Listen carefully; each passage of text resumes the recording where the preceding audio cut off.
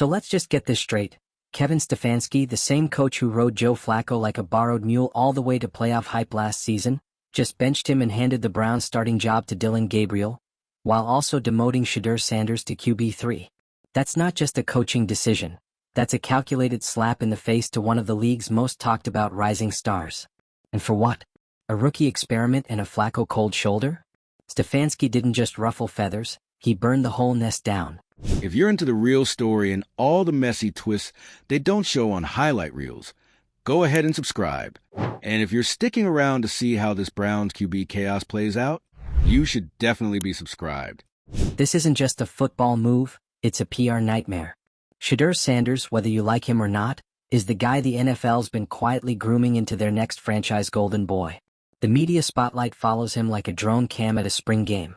Jersey sales, social media engagement, endorsement potential. Sanders is a walking brand. So Stefanski's decision didn't just mess with depth chart logistics. It poked the billion-dollar bear that is the NFL's entertainment machine. And now it's spiraled. Commissioner Roger Goodell didn't just offer a generic, "we support our team's" soundbite. He went scorched earth, publicly criticizing Stefanski in a move that's basically unheard of unless you're covering up a scandal. That tells you everything. The league's not just annoyed, they're threatened. Because demoting Shedeur to clipboard duty doesn't just bench a player, it jeopardizes a storyline. And in the NFL of 2025, narrative is king. But let's talk about Stefanski for a second. This is a coach who built his reputation on safe, steady decisions. No drama, no surprises. So what's he doing torpedoing the league's poster boy? Is it ego? Is he trying to prove he's not beholden to the hype machine? If so, congratulations, he's now the main character in a league-wide soap opera. The guy went from anonymous play caller to full-blown Disney villain in a single press conference. And here's where it gets even messier. By shoving Shedeur to the background, Stefanski hasn't just created quarterback controversy, he's fractured the Browns' identity. Gabriel unproven. Flacco iced. Sanders silenced. It's a carousel of chaos, and the fans are left watching a team implode under the weight of its own confusion. This isn't just bad coaching, it's coaching without awareness of the league you're in. Stefanski's move reeks of an old-school mindset in a league that's already moved on. This isn't 2005 where you can quietly bench a name and hope no one notices. This is the NFL's reality TV era, where every decision is a headline and every headline is money. So yeah, demoting Shedeur Sanders didn't just light a fire, it sparked a league-wide meltdown. And if Stefanski thought this would blow over quietly, he's about to learn the hard way. You don't bury a star in the NFL, you build the entire show around him. The Cleveland Browns just pulled the most unhinged quarterback shuffle of the season. Dillon Gabriel has replaced Joe Flacco, and Shedeur Sanders has been pushed down to QB3. Yes, QB3. You'd think we were in a preseason camp, not deep into a league already obsessed with its star power rankings. But that's exactly what's happening in Cleveland. And it's not just a football decision. It's a media storm, a PR blunder, and a masterclass in how to turn routine coaching into full-blown scandal. Welcome to the NFL, where every snap is scripted like it's prestige TV and every player is one tweet away from becoming a franchise's main character. The man at the center of this mess? Browns head coach Kevin Stefanski. A guy who once prided himself on quiet competence is now getting roasted like it's Comedy Central. But this isn't just about bad optics. Stefanski made a decision that went directly against the league's current obsession, protecting its star narratives at all costs. Because when you move Shedeur Sanders, Shedeur, to QB3, you're not just tweaking your depth chart. You're pulling the pin out of the NFL's entire media machine. Let's be clear. Shedeur Sanders isn't just another rookie. He's the rookie. The league has been prepping him for stardom like a Hollywood studio launching a blockbuster franchise. His jersey's already a top seller. His name is everywhere. And with his pedigree, his media magnetism, and his on-field potential, Shedeur was never supposed to be riding the bench behind a rookie like Dillon Gabriel. Yet here we are. Stefanski didn't just sideline a player, he sidelined the league's investment. And he did it without the finesse or explanation needed to make the chaos palatable. Now, the narrative has spun completely out of control. Sports media, fans, and even league officials are all zeroed in on what went down in Cleveland, and nobody's coming out of this looking clean. The league's commissioner, Roger Goodell, didn't waste time. He publicly criticized Stefanski, publicly. That never happens unless a line's been crossed.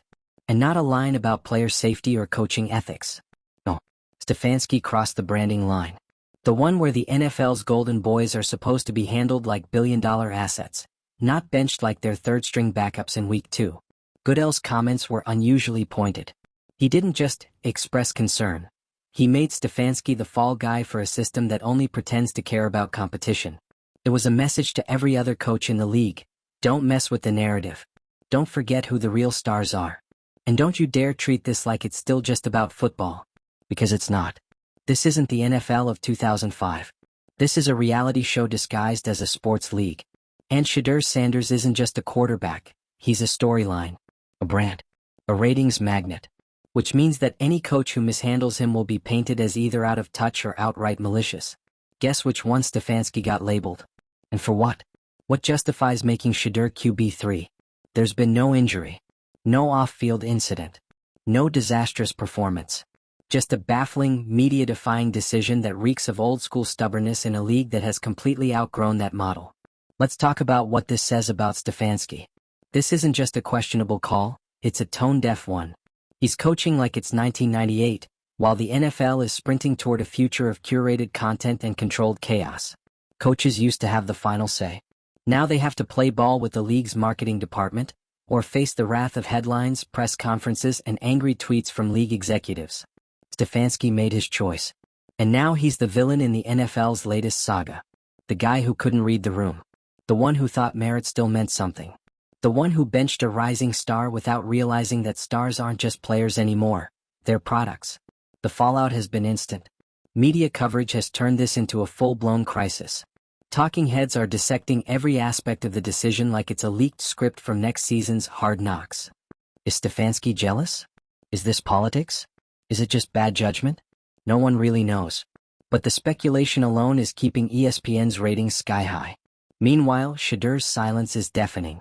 No dramatic press conference. No cryptic tweets. Just a stunned quiet that speaks louder than any interview. Because let's be honest, getting pushed to QB3 isn't just a setback. It's an insult. It sends a message that you're not part of the plan, that you're an afterthought. And for someone like Shedeur, who's been the plan for months now, that's an outrageous pivot. And it's not just fans who are furious. Inside the league, there's genuine confusion. Players and agents are watching this unfold like, if they can do this to Shedeur, what does that mean for the rest of us? If star protection is this fragile, if one coach can upend the machine, then the entire marketing model starts to look unstable. Because let's not forget, this league is built on stars. Quarterbacks sell the tickets, drive the narratives, and anchor the broadcast. When a guy like Shedeur gets demoted without warning, the foundation shakes a little. Not because he's irreplaceable, but because it violates the illusion that the NFL is in control. This move revealed something the league didn't want us to see, the cracks in the system. The uncomfortable truth that coaching autonomy and narrative control don't coexist peacefully. That when a coach goes off script, the whole production starts to wobble. And honestly, Stefanski should have known better. He's not new. He's not naive. But this wasn't just a football mistake, it was a political one. He fumbled the league's golden boy and turned a quiet personnel shift into a media meltdown. In doing so, he gave the league its latest scapegoat. Because the NFL doesn't need you to win. It needs you to play your role, and right now, Stefanski is playing the fool. Meanwhile, the league is doubling down. The media machine is spinning harder than ever. Analysts are already prepping redemption arcs for Shedeur, while Stefanski is left defending a decision no one asked for, and even fewer understand. It's the perfect example of how the NFL has drifted from its core. Once upon a time, the worst sin a coach could commit was poor game management. Now, it's interrupting the broadcast, disrupting the narrative, making the wrong kind of headlines. And if you're wondering where this ends, it doesn't. Because this cycle is the new normal. Star hype, questionable decisions, public backlash, commissioner intervention. It's all part of the show. A never-ending carousel of outrage and redemption designed to keep us locked in, streaming every second. So what happens now? Probably nothing meaningful. Stefanski might weather the storm. Shedeur might get his redemption game. The Browns will move on and the league will spin a new chapter. But something fundamental has shifted. We're no longer watching a sport. We're watching a brand manage its assets in real time. We're watching coaching decisions treated like season finales. And most of all, we're watching the slow erosion of what made this league competitive in the first place. The idea that performance decides position. Because if Shedeur Sanders can get sidelined this easily, who's really calling the plays? The league says it wants competition, but it really wants content. And unless coaches fall in line, we're going to see a lot more Kevin Stefanskis turned into villains for doing the one thing they were hired to do: make football decisions. But hey, if the league wants a reality show, they got one. Just don't act surprised when the ratings start to feel more real than the game. Let's hear it. Was Stefanski totally out of bounds, or is the NFL just protecting its latest PR darling? Drop your take in the comments, and don't forget to subscribe for more weekly breakdowns of football's biggest drama fests. This league never sleeps, and neither do we. Somehow this still gets worse. As the dust barely starts to settle around the quarterback chaos in Cleveland, one thing is glaringly obvious. Shedeur Sanders was never supposed to be QB3. That's not just a misstep, it's a straight-up character assassination in the world of NFL optics. The league spent months, carefully crafting the image of Shedeur as the next generational talent, the heir to the hype, the future face of a franchise. And now he's holding a clipboard? To say the NFL is furious is putting it mildly. They didn't just push Shedeur into the spotlight, they rolled out the red carpet. From pre-draft media saturation to those ultra-produced training camp features, Shedeur wasn't just being hyped, he was being anointed. The kind of star treatment usually reserved for #1 picks or guys with a decade of elite play under their belts. So when Stefanski shuffled him behind Dillon Gabriel, who, no shade, has barely had time to find his locker, the entire marketing department of the NFL probably aged 5 years overnight. Let's not ignore the absurdity here. The Browns didn't just pass on starting Shedeur, they didn't even make him QB2. Joe Flacco at least is a Super Bowl champ who's earned some cushion in the pecking order. But Gabriel? A rookie who's still adjusting to the league's speed and hasn't proven himself against elite defenses? That's who leapfrogged Shedeur? From a competitive standpoint, it just doesn't add up. Sanders has shown flashes of real NFL-level talent. Smart decision-making, composure under pressure, and a media-ready confidence that's built for this era. And while his numbers aren't otherworldly, they've been solid enough to at least keep him in the conversation. But now, Stefanski's moved him out of the narrative entirely. That's the real betrayal. Because in the NFL, once you're out of the storyline, you're invisible. And Stefanski knew that. Or at least he should have. But either he underestimated the PR blowback or he didn't care. Which in today's league might be the bigger sin. This isn't 1987. You can't make roster moves in a vacuum anymore. Every personnel shift is a press release waiting to happen. Every QB demotion is a headline, a viral clip, a meme, a podcast segment. So now Stefanski's not just the coach who demoted a rookie, he's the coach who blew up a narrative. And that's something the NFL has very little patience for. The commissioner stepping in was unprecedented, but honestly, inevitable. Roger Goodell doesn't make a public statement unless something threatens the integrity, or more accurately, the image, of the league. And in this case, Stefanski's decision wasn't just about XS and OS. It called into question the entire league's messaging. If the Browns aren't buying the Shedeur Sanders stock, then why should fans? Why should brands? Why should anyone? That's where the overreach kicks in. Goodell's not just managing a league anymore, he's managing a brand ecosystem. One built on the carefully protected rise of star players who can sell out stadiums before they've even started a game. The second someone like Stefanski decides he'd rather win a game than play along with the script, the whole machine groans to a halt. And let's be honest, the NFL doesn't care if the Browns go 9-8 or 5-12. What it does care about is whether Shedeur Sanders is trending on Twitter, or if his face is on the promo for next week's game. Stefanski didn't just demote a quarterback, he unplugged the hype machine. And you do not unplug the machine without consequences. And while everyone's busy dissecting the Browns' depth chart, the bigger issue is lurking just beneath the surface. What happens to coaching in a league where PR strategy matters more than play strategy? Because this whole thing feels like a warning shot. Not just to Stefanski but to every coach in the league. Play the narrative game or risk becoming the next headline. The next scapegoat. The next one publicly rebuked by the league's most powerful man for failing to toe the entertainment line. And that should be terrifying. What does it say about the future of competition when coaching decisions are being overridden? Not by the owners, not even by GMs, but by public opinion and league optics.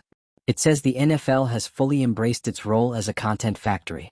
And if football happens to break out between commercials, well, lucky us. So where does this leave Shedeur? Strangely, both elevated and sidelined. He's now bigger than the Browns. Bigger than the depth chart. He's become a symbol of how the league is run. And whether or not he plays another snap this season, he'll stay in the spotlight. Because in a league that loves a comeback arc, Shedeur just got handed the best one of all, the fallen star storyline. He's now the misunderstood talent, the bench prodigy, the guy who should be leading the charge, but instead got buried by outdated coaching decisions. And that image, whether true or not, sells. The league will keep using it. The media will keep spinning it. And fans will keep demanding justice. It's practically scripted. Meanwhile, Kevin Stefanski is scrambling. Not for wins, though those would help, but for control. Because once a coach loses the narrative, the rest of the season becomes damage control.